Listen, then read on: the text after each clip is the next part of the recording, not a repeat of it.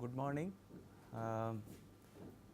We will complete the exercise on the Ohm's law, derivation of Ohm's law from the Boltzmann transport equation. So, I hope all of you are able to go back home yesterday and try to rederive some of these steps. I think very similar to the phonon transport, except that when you take the derivative of the equilibrium function with respect to x, we have to make sure now that we have a gradient of the Fermi level E f rather than the temperature that was there for the phonon transport. And the other thing is that we have an electric field due to the transport of electrons, and that also has to be included because of the Lorentz force. So, essentially the change in the gradient in the equilibrium with respect to the momentum space or the velocity space also has to be accounted for through the dependency of the energy on the momentum or velocity. So, we have therefore expressed our derivative df naught by dx as well as df naught by dv, okay, in terms of dependency of Fermi level on x and also the energy on Vx.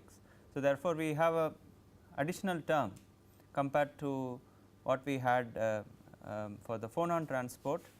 So, that was the term which is the term here. Had there been no transport of charge or current, so this electric field term would have been 0, and this would have looked similar to the phonon transport, and if there was only temperature gradient, then instead of def by dx you would have dt by dx, correct. So, with this additional term, therefore, we now have the generalized form of the Ohm's law, so which is applicable equally for both metals and semiconductors.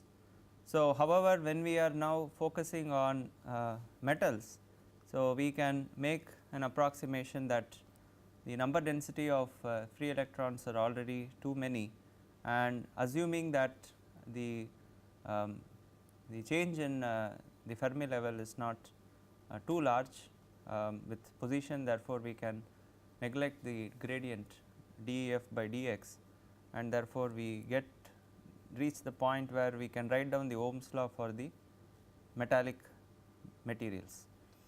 Okay. So, if you want to cast it in the classical form of Ohm's law, so we have to therefore relate it to the property called electrical conductivity. So, therefore, this is your classical form of Ohm's law. So, therefore, we now get a relation to estimate electrical conductivity from the nanoscale transport process. Okay. The nanoscale transport process here involve the dependency of the equilibrium distribution function on energy as well as the relaxation time, velocity of electrons, density of states for electrons, and so on, right. So, we can also do a further simplification of this. For example, if you once again go back to the Fermi-Dirac distribution function, which is relevant for electrons, and if you look at how the occupancy distribution looks, right. So, about the Fermi energy level E f, okay. So, you can say this is your chemical potential at 0 Kelvin, right. So, you have for example, a certain distribution of electrons below the Fermi level and few above the Fermi level, and therefore, if you are really plotting this at 0 Kelvin, this would be a sharp cutoff, a Dirac delta function, whereas at higher temperatures you have a gradual occupancy. Okay, all the lower energy levels are first occupied, and then beyond the Fermi level also there are electrons present. So, these are the free electrons now which can move around, and these are the cause for the high electrical and thermal conductivity of metals, right. So, therefore, if you want to calculate the derivative df equilibrium by dE. So, you will find that the derivative usually has a finite value around the Fermi level, whereas if you move away from the Fermi level, so that will be 0 because they are usually flattened out. Okay. So, unless you are looking at very high temperatures. So, at very high temperatures, then this curve will gradually become a straight line. So, there we cannot make this assumption, but at moderate room temperatures and so on, low temperatures, we can make an assumption that therefore, dF equilibrium by dE is non-zero, okay, around the Fermi energy level. We have already made this assumption once before, okay, in deriving the heat capacity of electrons. Okay. So, if you put this assumption, therefore, the integral term of dF equilibrium by dE says that I mean only around EF this value will be finite and non-zero, and the other regions it will be 0, and if you integrate therefore dF equilibrium, so it should therefore satisfy from values of energy 0 to infinity, it should be 1 basically. So, if you integrate this with respect to dE,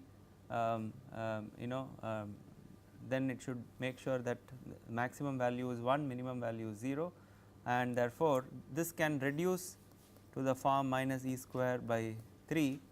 So, the value of tau at Fermi level, we have velocity at Fermi level, and so you have the density of states also at the Fermi level. So, we are now making a simplistic approximation wherein all the derivatives at different locations can be ignored, and only we are looking at evaluating the integral at the Fermi level. So, at the Fermi level you take all the values corresponding to the Fermi level and you simply take them out as constants and integrate dF by dE, and which turns out to be 1, okay, because this is has to vary from the value of F equilibrium has to vary from 0 to 1 overall. So, in this case, so the reduction of expression for thermal conductivity happens from this to this form. So, we will call this as equation number 2, and this is mostly the form that is used to evaluate the electrical conductivity of metals. So, that means you use directly the density of states evaluated at the Fermi level EF into this expression, okay, and the corresponding relaxation time. The relaxation time can be assumed to be constant independent of the energy level, okay, and we can also assume the velocity of the electrons to be constant. So, in that case we can directly evaluate DEF, substitute into this, and therefore, you get the expression for the electrical conductivity, right. So, this is similar again if you go back and refer to the expression for thermal conductivity. Okay. So, what did we have? We also had tau V square and CV divided by 3. So, except now we instead of CV we have something like E square times the density of states, So, here also the CV had a density of states. So, we assumed suppose if the density of states can be integrated assuming tau and V are constant. So, we get the total volumetric heat capacity. Okay. So, there is an analogy between the ways the electrical conductivity and thermal conductivity are related to the relaxation time and the velocity of the energy carriers. Okay. So, this is to give one example. So, if you for example, yesterday we were talking about the case where you can also have a simultaneous transport of charge flux and it can also transport temperature. Okay. So, that is a case where you have a non-isothermal surface. So, in that case you also have a temperature gradient along with the electron flux. So, therefore, how do we evaluate in that case? So, this is usually the case when you consider the thermoelectric effects. Okay, that means you have a semiconductor or metal, so you have a dt by dx, and you also have the change in the electrochemical potential gradient. There is an electrochemical potential gradient, you have a temperature gradient. So, when you want to therefore calculate our df equilibrium by dx, so the same expression is still valid for this case, f is equal to f equilibrium minus tau Vx into df equilibrium by dx and so on, except that now df equilibrium by dx can be written as df equilibrium by dE into dE by def by dx, right, and you also can write this as df equilibrium. So, we can write this as partial derivative here, df equilibrium by dt into dt by dx. So, now you have an additional term which accounts for the also transport of heat along with the charge transport. Okay. So, now you therefore have to plug this into the expression here. Okay, let us call this 1. So, in place of this you plug, so there we had only def by dx, now we also have the second term which is the temperature gradient term, okay, and then proceed. So, therefore, so this is a much more complex expression. So, then when you consider without the temperature gradient or without the charge gradient. So, but nevertheless what this tells you is we can also do a similar procedure to calculate, for example, the Seebeck coefficient, okay, for calculating to understand for a given temperature difference how much is the current actually produced, and similarly Peltier coefficient, which is the other effect. You pass the current and then you can basically maintain as a result temperature difference. Okay. So, you can basically transfer heat from a colder side to hotter side, which requires a work input according to the second law of thermodynamics, right. So, that work input here is the current. Okay.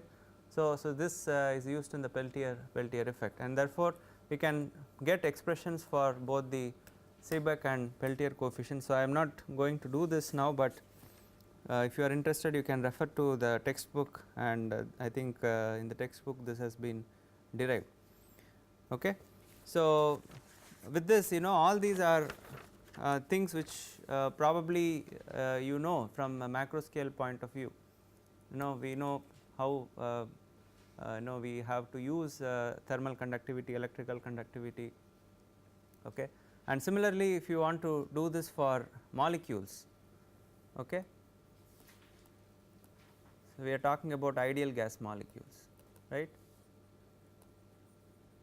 So, we can derive the Newton's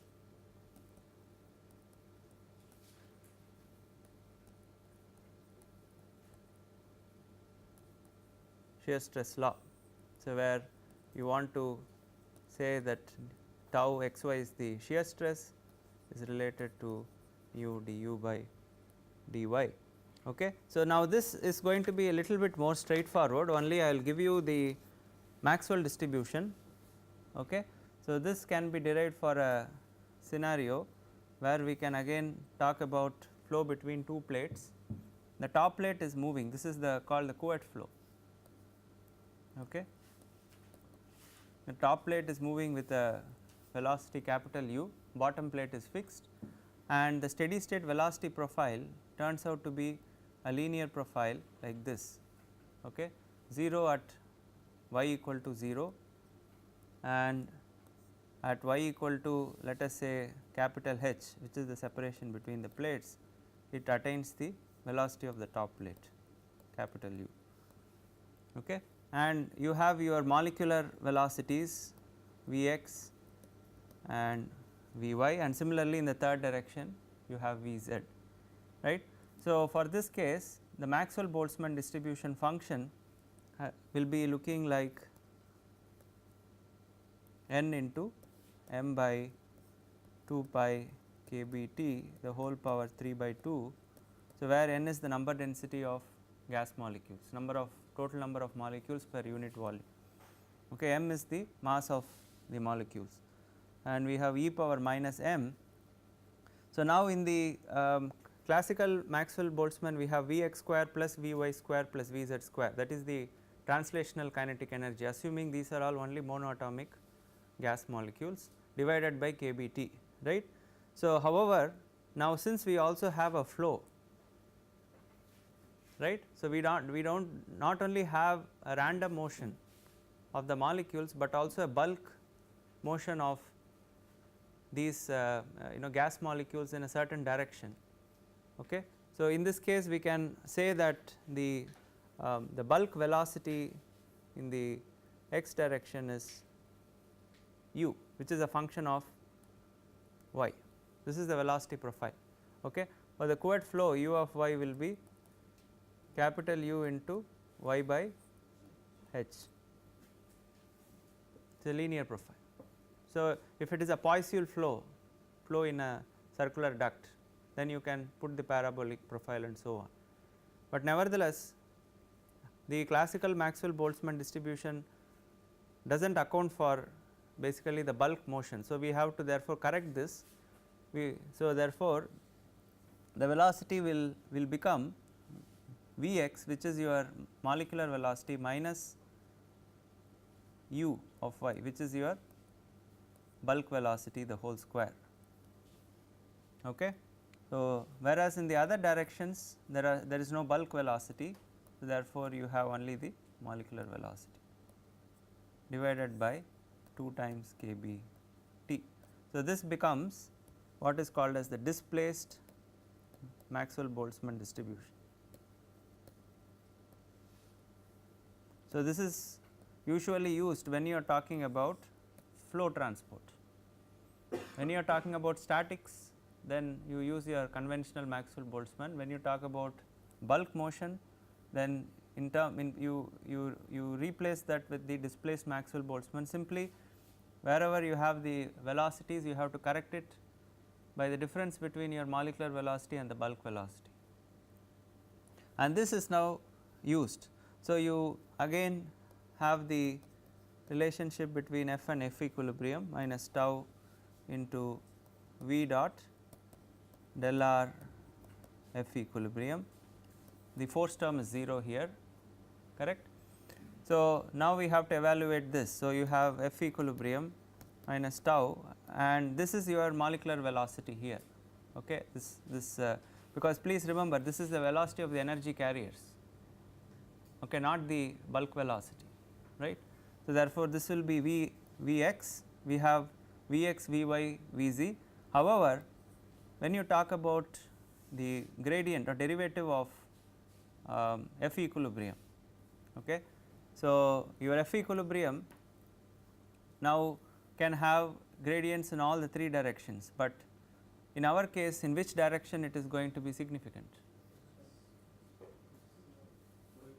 Along y, because this profile u is a function of y.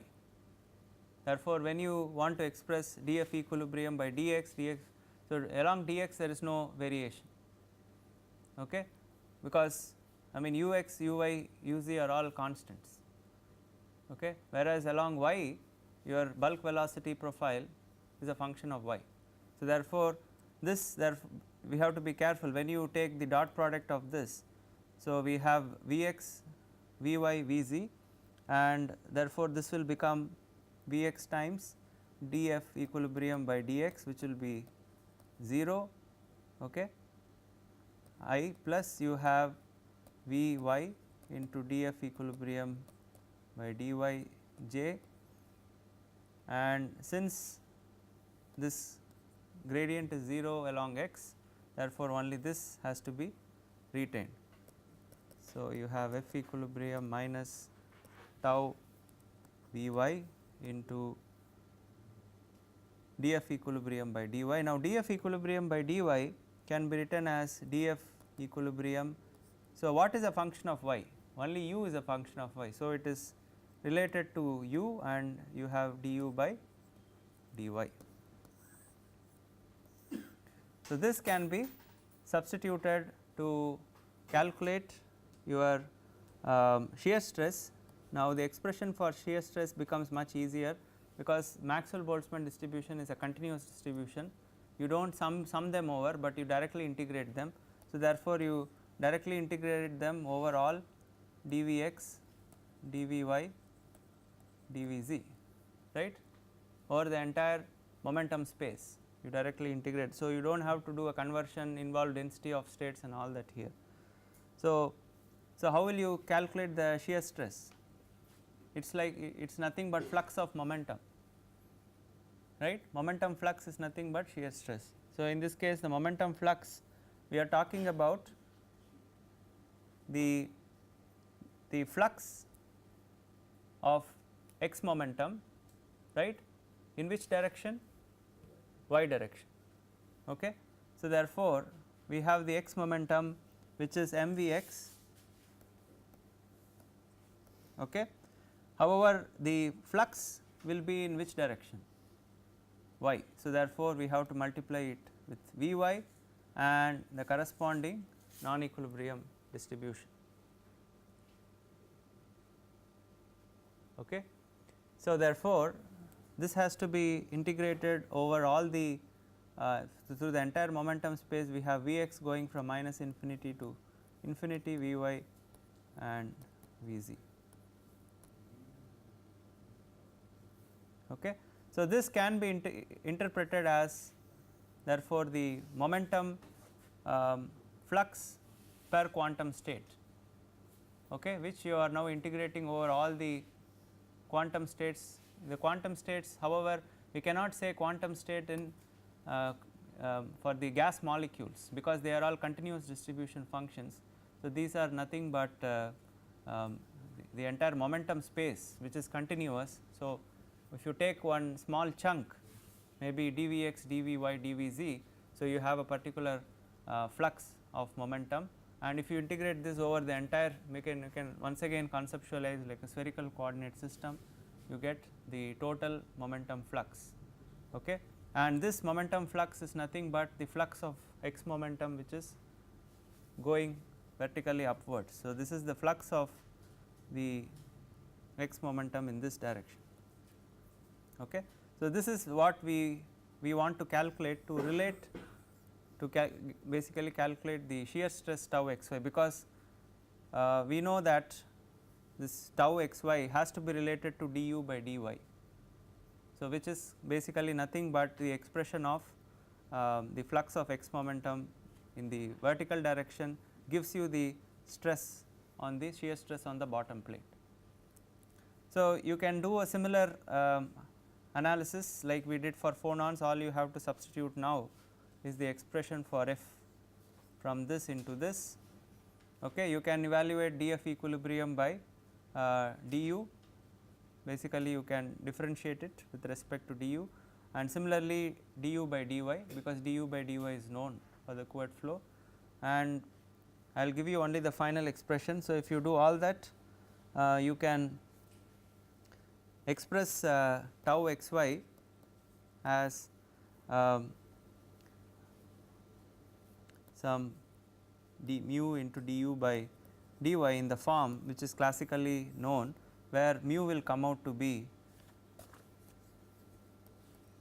1 by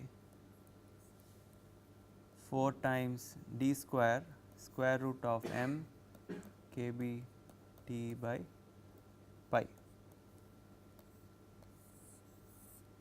Okay.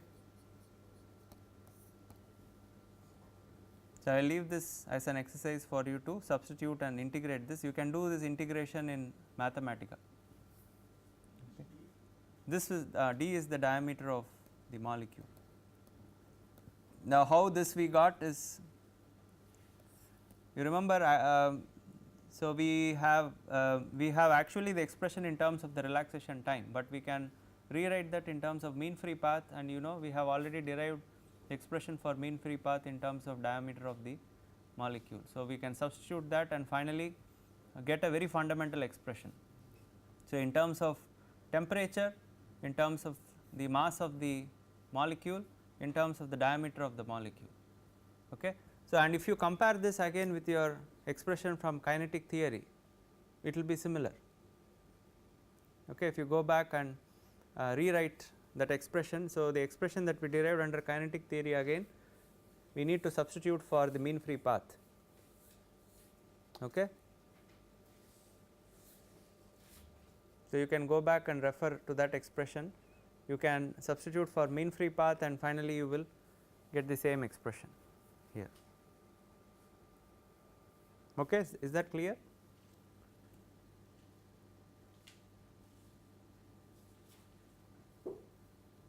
So, therefore, using the Boltzmann transport equation with an assumption that you know the deviation from equilibrium is very small, we have shown that we can derive all the continuum constitutive relations. So, all of them almost. We can also derive the fixed law of diffusion in a similar manner. Okay. So, when you if you want to talk about therefore, mass transport, momentum transport, heat transport, charge transport. Okay, these are the four most important transport mechanisms, okay, that are dealt with by mechanical engineers, by chemical engineers, okay, electrical engineers. Okay. So, all of this can be shown to obtain from fundamentally from the Boltzmann transport equation. So, this is one thing, and I want to quickly summarize and conclude what we can basically take away from using Boltzmann equation for deriving the continuum equations. However, we have to also look at the validity of the continuum equations themselves. Okay. So, already I have given you some indication that there are problems when you apply them to slightly higher Knudsen numbers, but let us try to understand what is the physical basis of this. Okay. So, it is generally talked about in terms of Knudsen number, but what happens, what really gets violated when you apply the continuum equations to large or moderate Knudsen numbers. Okay. To illustrate it, once again we will go back to the assumption that we made in deriving all these continuum constitutive relations. So, we always assume your F equilibrium to be independent of the directional space, and we therefore took another distribution which is the actual non equilibrium distribution and the deviation between these two. Right. Now, this is going to be the indicator of the extent of the local non equilibrium. So, this is your at your particular location x, we are talking about your deviation of f from f equilibrium. So, the higher the deviation, the more is the indicator of local non equilibrium, which means that more is the deviation from making a continuum assumption. Okay. So, therefore, we use this function g to indicate how far your f is displaced from your f equilibrium. So, we made an assumption that number 1, that your deviation is substantially smaller than your actual equilibrium distribution function itself. Okay. So, this is the basis of deriving all the continuum equations, right. So, and number 2, also the gradients, whether you are talking about the momentum space or the actual physical space, the gradients of the deviation function is actually much smaller than the equilibrium gradients. Okay. So, this is again an important assumption that we work to eliminate all the derivatives involving g. And also we made another important so therefore, as a we can also say that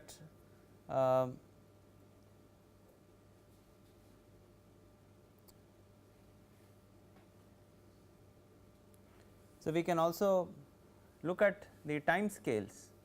So, on one hand you had for example df equilibrium by dt, and you also had dg by dt, and on the right hand side you had your f equilibrium minus f, which is nothing but g by tau. So, we also neglected these terms with respect to the right hand side.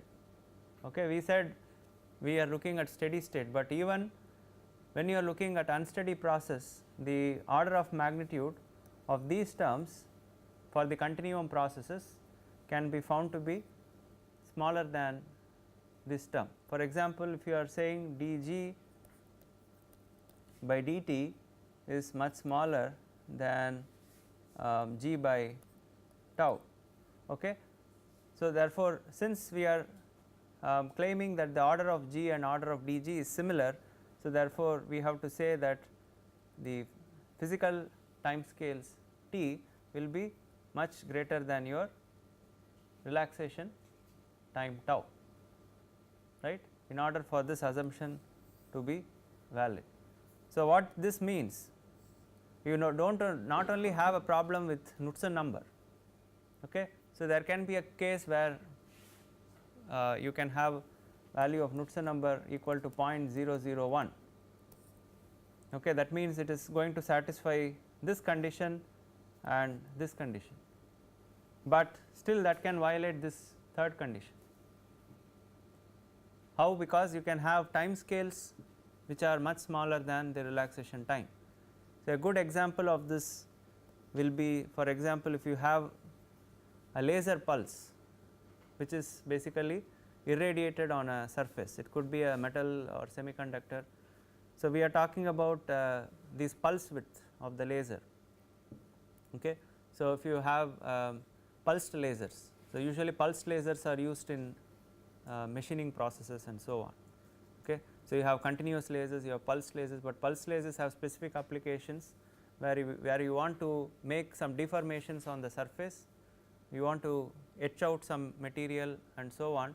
So, these pulse widths can be very short. Okay. So, if you are talking about picosecond lasers, okay, that means the pulse width is of the order of 10 power minus 12 seconds, and similarly we have up to femtosecond lasers. So, pulse width is of the order of 10 power minus 15 seconds. Okay. So, you just give a pulse which is of that width and you let it go. Now, this pulse comes and hits the surface. Now, what is the order of mean free path if you are talking about phonons, for example?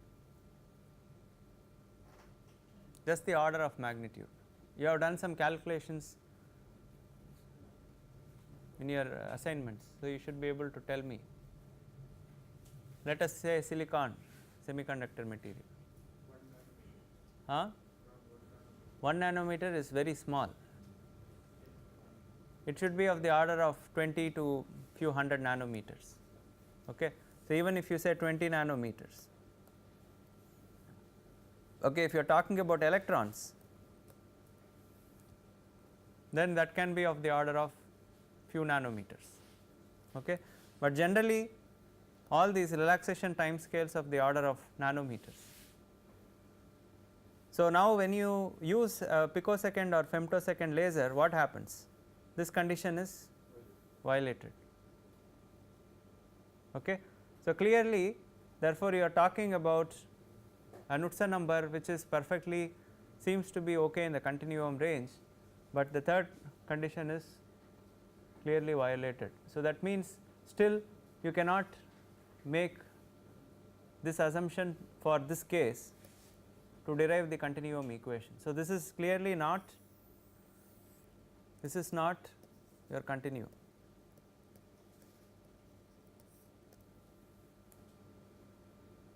Okay. So, therefore, you have to be careful when you judge what is subcontinuum. Not only the length scales, but time scales are also very important, because to derive all these continuum equations from fundamental Boltzmann transport equation, we have to list down the assumptions we make, and one of the assumptions is that your physical time scales are much larger than the relaxation time scales. Okay. And any process which violates this will not satisfy continuum, right. So, this is a very, very important thing, and I mean, to highlight this, how we ignore this many times when we even derive heat transfer loss. Okay, just to give an example, because this is a good example also given in Gangchen's textbook. I find that many people may not even understand that they are violating. So, this is actually the case where we talk about I think many people would have done this. The heat transfer, we derive the semi infinite approximation in conduction, transient conduction. So, how many of you remember the transient conduction problem? In transient conduction, what we say is there are different ways of dealing transient conduction. Okay. We have small Biot number cases, we have moderate and large Biot number cases, that is one thing, and we have another case. For example, if you take entire earth, we do not want to spend time in solving conduction right from the core of the earth to the upper layer. Okay. So, that is impossible to do, right. So, you are talking about several thousands of kilometers, and finally, if you go and measure some point here. So, this temperature will be quite different from this temperature, assuming that we do not have any source of energy at the core. So, if you apply some heat at this point, let us say you maintain this as T wall. If you consider the other end, which is maybe several thousands of kilometers, so within few seconds or minutes, this will never be able to sense this temperature, correct. So, therefore, this will be at whatever initial temperature it is there. So, we do not have to solve a transient conduction rigorously through the entire body. So, we make an assumption that the other end is always static. Okay. So, that means the initial condition is imposed on the other end as a boundary condition. So, this is always at the initial temperature, whereas you solve the heat equation only for say what we call as half of the domain, and we impose this condition to the other end, whereas this end is where we impose the physical temperature, higher temperature or a heat flux or a convection boundary condition. And when we solve this, typically, so the transient heat conduction, which all of you know, so dt by dt is equal to, you have alpha k by rho Cp. So, we can write this as basically alpha times d square T by dx square, if you are talking about heat conduction in this direction, and with the boundary conditions that at x equal to 0 you have T wall, and at x going to infinity it is at the initial temperature Ti. So, the solution that comes out will be T x comma T will be an exponential decay minus x divided by square root of alpha T, okay, so of this form. So, you have some other constants, but basically it is an exponential variation. So, what it tells is that if you apply a temperature pulse, for example, here momentarily and then leave it, okay, according to this, now this expression is, of course, we already used the Fourier's conduction equation here, right, and then we are deriving this equation for temperature. So, what it says at x going to infinity, what is the value of temperature? So, let us say this is something which is quite large, okay. So, maybe something like 100 kilometers or something like that.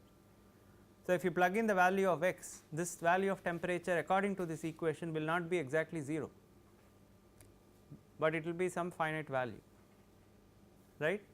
Even a momentary pulse, this does not distinguish whether you have a picosecond pulse or you are continuously heating. So, whatever you apply, so this says that at position which is very very large, so there the value of temperature is still finite, means that it is assuming that the speed of propagation of heat is not equal to the speed of sound in the medium, but it is infinite. The moment you apply basically a temperature or a heat flux on one end, immediately the other end is able to sense it and respond to that, which we know now from the basic energy carrier point of view, that cannot be possible, because the energy carriers, in this case it could be phonons or electrons, are travelling with a finite speed, and many a times if you are talking about femtosecond or picosecond irradiation, you cannot even, by the time it even senses the incoming radiation, basically so you have the impact, okay. They cannot even transfer this, okay. So, therefore, you get hot spots. So, suddenly you get portions which are having very high temperature, because the local electrons are too excited that they cannot even transfer the energy to the neighboring electrons, but simply they explode with a lot of heat, okay. So, however, if you use the Fourier's equation, it is very clear that it tells you that the speed of propagation of this heat is infinite, and the other end is still able to sense some finite value of temperature.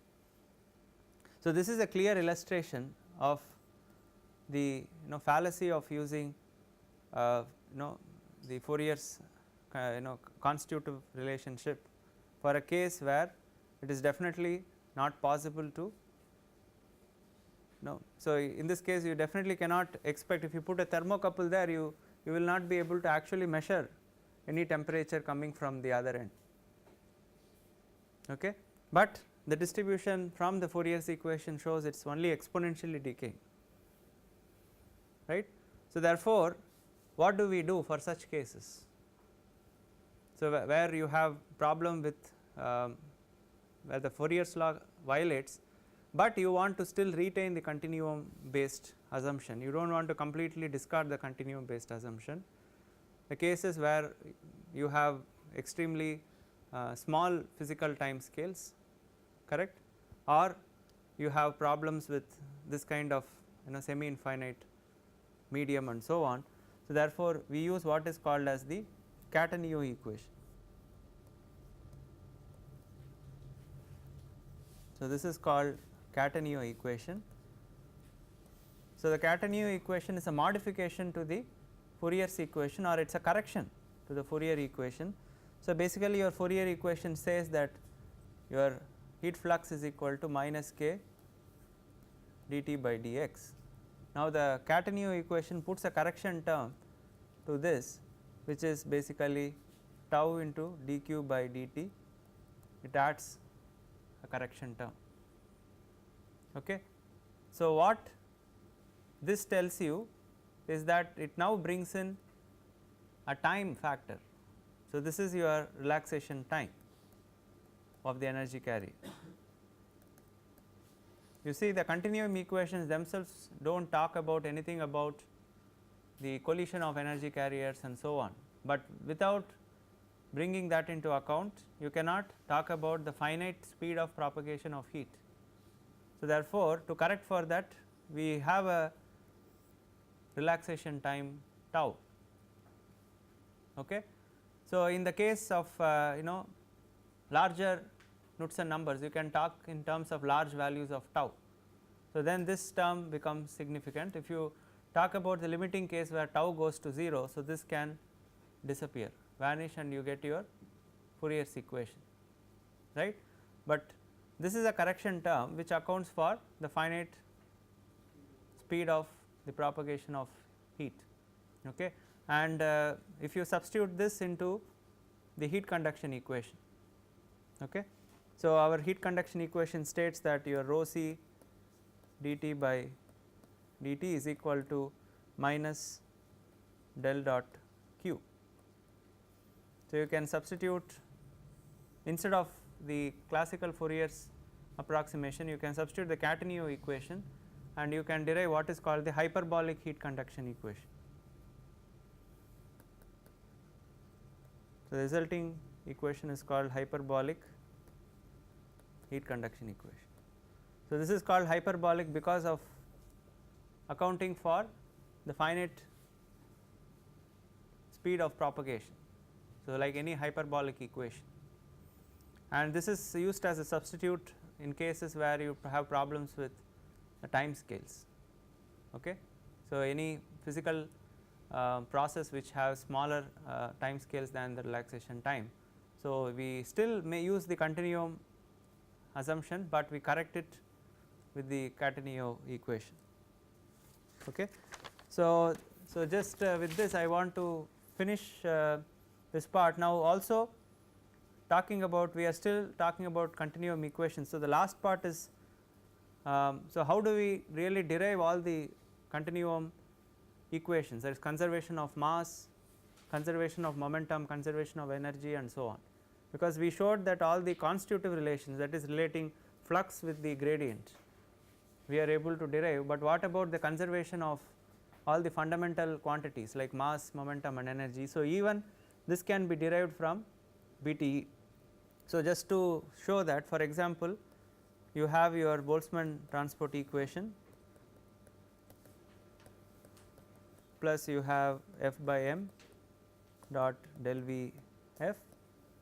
So, if you take the moments, so when we say moment, we have to multiply it with the corresponding quantity x which is of interest. For example, if it is mass, you multiply it by mass, if it is momentum, energy, and you integrate this over the entire momentum space, okay. So, we call this as d cube v, and on the right hand side, okay. So, and you have on the right hand side the collision term also, which has to be multiplied by the corresponding quantity and you integrate it. So, your x could be mass or momentum, okay, or energy. It could be kinetic. If you have monoatomic gas, you can have kinetic energy, plus you can also have vibrational energy, potential energies, and so on, okay. So, you substitute into this and we can integrate it over the momentum space. So, we will be able to see that we can get all the conservation laws like continuity equation, momentum equation, and energy equation, okay. So, not only the constitutive relations, but also the conservation equations can be derived from the Boltzmann transport equation by taking the suitable moments. So, I will probably put a small homework problem where you can substitute for mass and then show that continuity equation can be derived from this. So, quite straightforward, okay. So, with that we will stop discussion related to application of Boltzmann equation to continuum process. So, in the next 2 to 3 classes we will use Boltzmann equation to derive the nanoscale transport process. So far we have not done any example where we have a high Knudsen number case and we want to see how, for example, the temperature distribution looks, okay. So that is the last part of the nanoscale transport. We will take that up starting tomorrow. Another couple of classes we will derive the nanoscale transport process. Thank you.